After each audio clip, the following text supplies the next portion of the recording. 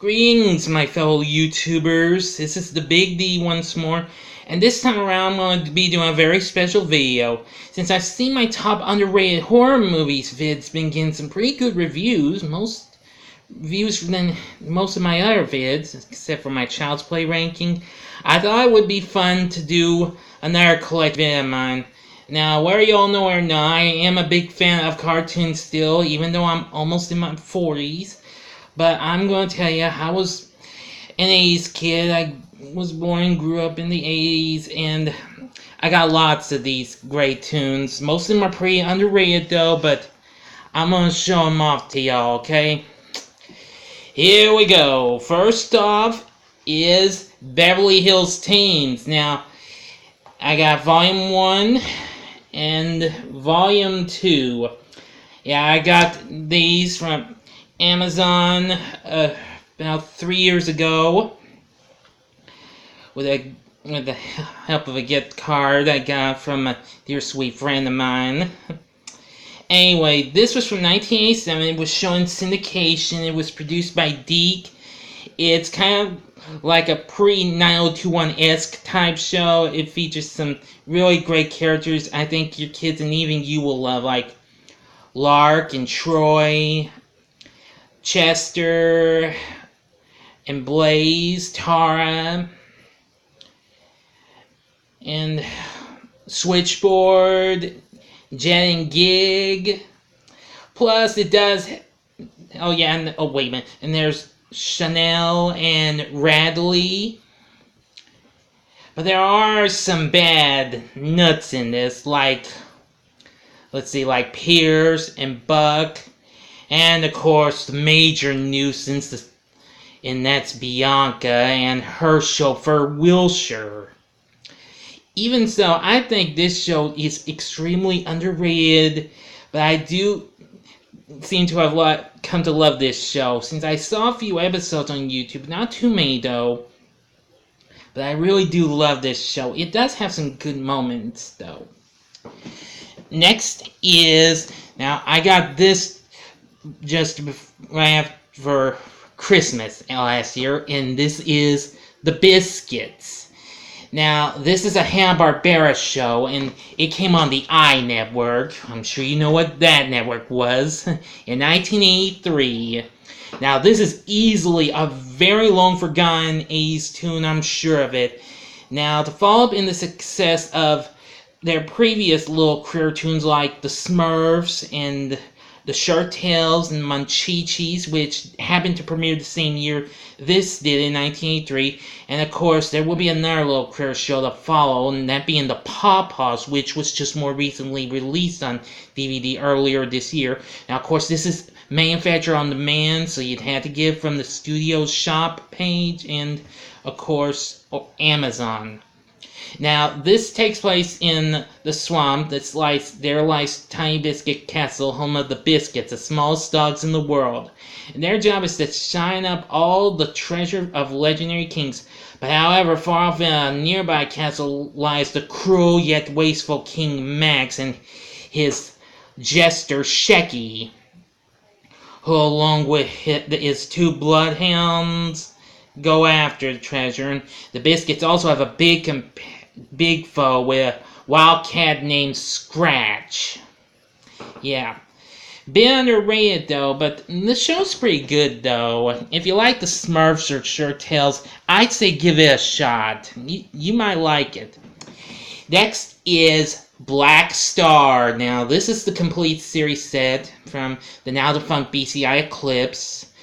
And this is a show produced by Filmation. Actually, this and the next two shows will be Filmation shows. This premiered on the I Network in 1981 to focus on John Blackstar, an astronaut. Now, the show was kind of to follow in the footsteps of Ruby Spears' Stannard the Barbarian, which premiered on the Alphabet Network the previous year.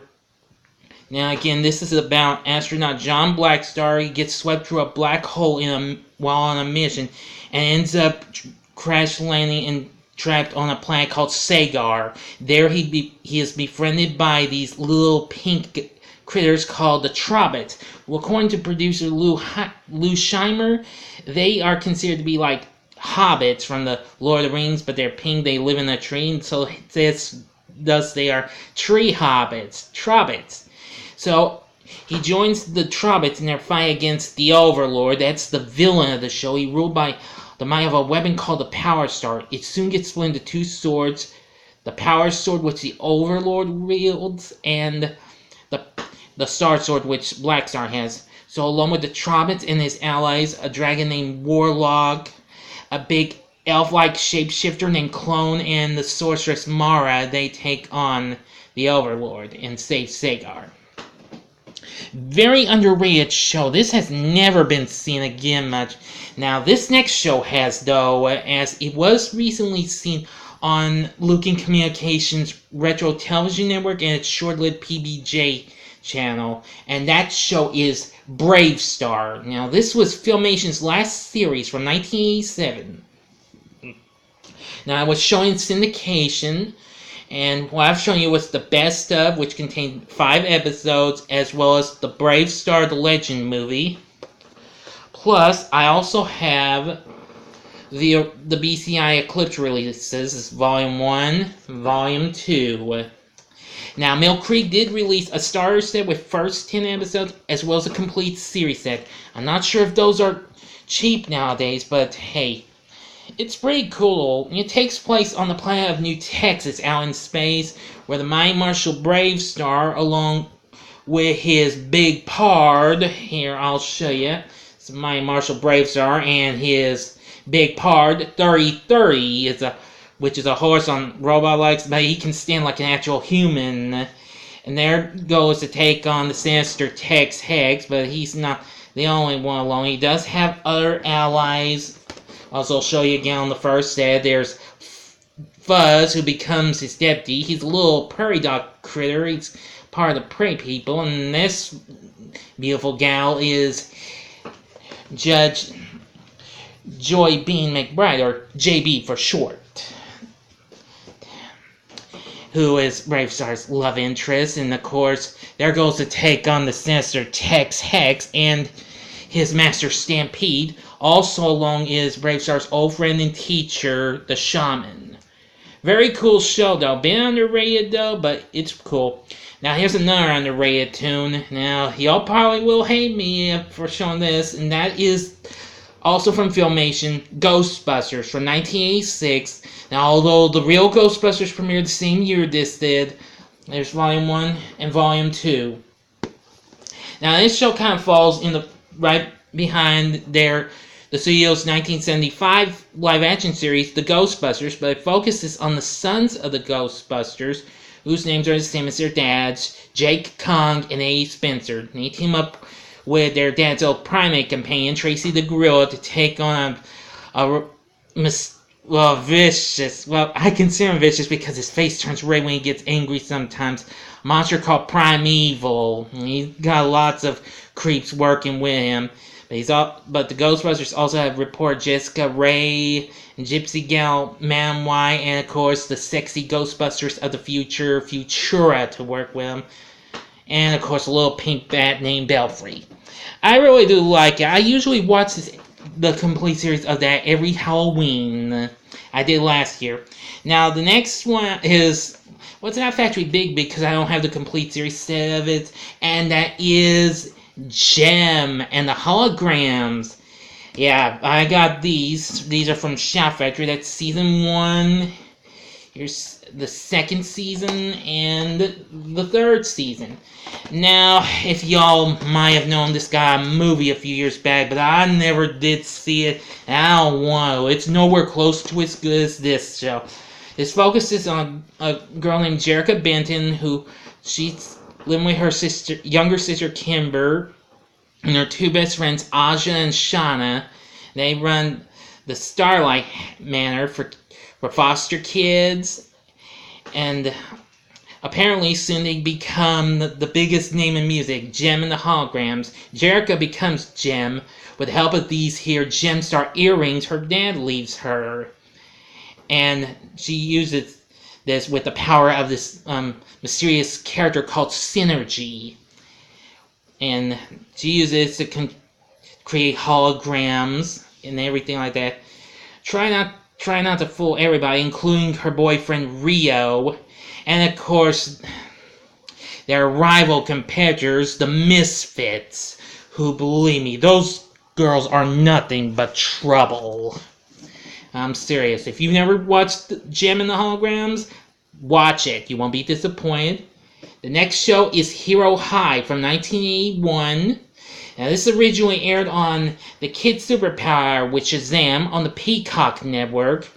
And, of course, Hero High was not an ordinary school. It was of Alice World Institute of Alice World Learn for Teenage Heroes and Heroines with super talents, where we have all sorts of great characters like Captain California, Glorious Gal, Misty Magic, Weatherman, Punk Rock, and of course we had to have some real nuisances in the form of Dirty Trixie and Rex Ruthless. Yeah, very underrated tune, but I like it though. The next show, I got this just last year, and it's Mask. Now, although this does say complete series, but it's not, because it did have a second season for 10 episodes, but unfortunately, DHX Mia, who owns most of Deke's series, has the rights to those, since Fremantle Mia has the rights to those. So, and I apologize for mentioning the studios. I hope I don't get into trouble saying their names. But that's a show about Mobile Armored Strike Command, which Matt Trekker runs, and he gathers his allies together to form a team and wear these special masks to give them special powers from their visors and drive these super cool vehicles to take on Trekker's big rival, man responsible for killing his brother, Miles Mayhem, and his group, Venom, which stands for Vicious Evil Network of Mayhem. Really good show. Check it out. Next is Maxie's World. Now, this is also from Geek, and I got this for my birthday in 2016. This show is so cute. It's based on Hasbro's short-lived Maxie doll, where we go to Surfside High and meet Maxie, coolest gal around, with her boyfriend Rob and her friends Simone, Carly, and Ashley, plus these two goofballs, Furry and Mushroom. Yeah, but she also has a bit of a rival with Jerry. Yeah. But it's a bit underrated though. This was from 1989. I'd say you need to check this show out. Like I said, it's cute. And I've mentioned, if you do watch it, you're going to know that good times are happening in Maxie's World, as the theme song says. Now, here's my next to last show. I'm going to try to be rapid fire on this. Space Stars from 1981. This is from Hanna-Barbera, and this marks the return of various classic characters, Space Ghost and the Herculoids, who were big in the 60s. Along with them are Astro and the Space Mutts. Astro, of course, from the Jetsons, with two other dogs working with a superhero named Space Ace, not to be confused with the video game character who came out a few years later, and the Team Force, which, of course, are these youngsters, Kid Comet, Elektra, and Molecula, who take on this winged ape creature named Uglor. Very underrated show, but I got this. It's manufactured on demand, though, but however, it is completely restored to its original hour-long format. If you want to see this, you must. Finally, though I didn't mention this in my DC Tunes top list, I'm going to show it to you anyway. This is another underrated tune. It's Ruby Spears' Superman from 1988. It came on the I Network in order to commemorate the 50th anniversary of the Man of Steel. Now, this show is a bit underrated. We don't see much of Superman's major villains, though, unfortunately, except for Lex Luthor. And we see the Prankster one time. We do get to see other characters. And Wonder Woman actually appears in one good episode. And each episode ends with the Superman Family album, which we get to see young Kal-El coming to Smallville and soon being, adopted by Martha and Jonathan Kent, growing up and becoming Superman. Through all this run, goes from everything, including his first date with Lana Lang, other things. Enough said. Tell me what you think of these tunes, please. Feel free to like, comment, and subscribe. Better go. I'm running out of time. Until next time, this is the Big D saying, see ya!